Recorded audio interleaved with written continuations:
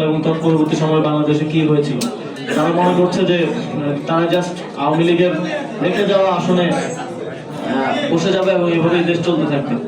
আমরা স্পষ্টভাবে বলতে চাই যে সংস্কারের ব্যাপারে এনসিপি নন নেগোশিয়েবল, এবং আমরা আমাদের এক দফায় এটা স্পষ্টভাবে বলা ছিল যে আমরা রাষ্ট্রের কাঠামোগত সংস্কার চাই, আমরা ফ্যাসিবাদী ব্যবস্থার বিলোপ চেয়েছি, আমরা শুধু শেখ হাসিনার পতন চাই নাই। কিন্তু সেই ব্যবস্থার বিলোপ হয় নাই, সেই ব্যবস্থার উপরে শেখ হাসিনার সিটে এখন তারেক রহমান বসে গেছে।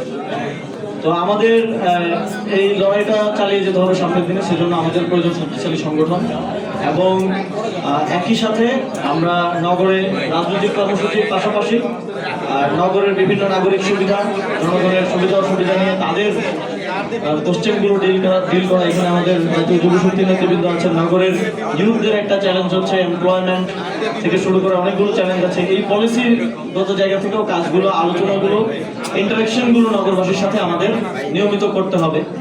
কারণ আমি প্রথমে বলেছি, আমরা জাস্ট কোয়ান্টিটিতে সংগঠন করতে চাই না, আমরা এটা তৈরি করতে চাই, আমরা মানুষের সমস্যা সমাধান করতে চাই, আমরা মানুষের জীবনের গুণগত মানের পরিবর্তন আনুন। এবং আমরা ইতিমধ্যেই আপনারা দেখেছেন যে ঢাকা মহানগর দক্ষিণে আমি বলেছি যে আমরা ময়লার বিল মৌকুফ করে দিব। অনেকে প্রশ্ন করেছে, অনেকে বটে এসে কমেন্ট করেছে যে ময়লার বিল কি আমি দিব না আমার বাদ দিবে, এরকম।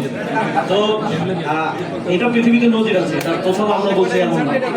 ইভেন ওয়েস্ট একটা রিসোর্স, এবং এই ওয়েস্ট প্রপারলি ম্যানেজমেন্ট করতে পারলে সিটি কর্পোরেশন, দুইটা সিটি কর্পোরেশন মিলিয়ে 1000 কোটি টাকা ইয়ারলি প্রফিট করা পসিবল এটা থেকে। হাউস হোল্ড থেকে 100 টাকা করে নেওয়ার কোনো প্রয়োজন নাই, বরং আমি হাউস হোল্ডকে আরো টাকা দিতে পারবো যদি প্রপার ম্যানেজমেন্ট করা যায়। তো এটার মডেল পৃথিবীতে আছে। আমরা বাংলাদেশের জন্য লোকালি সাস্টেনেবল একটা মডেল তৈরি করব, এবং এটা আমাদের মহানগর উত্তর এবং দক্ষিণের উভয়ের ইশতেহারে এটা থাকবে ইনশাআল্লাহ।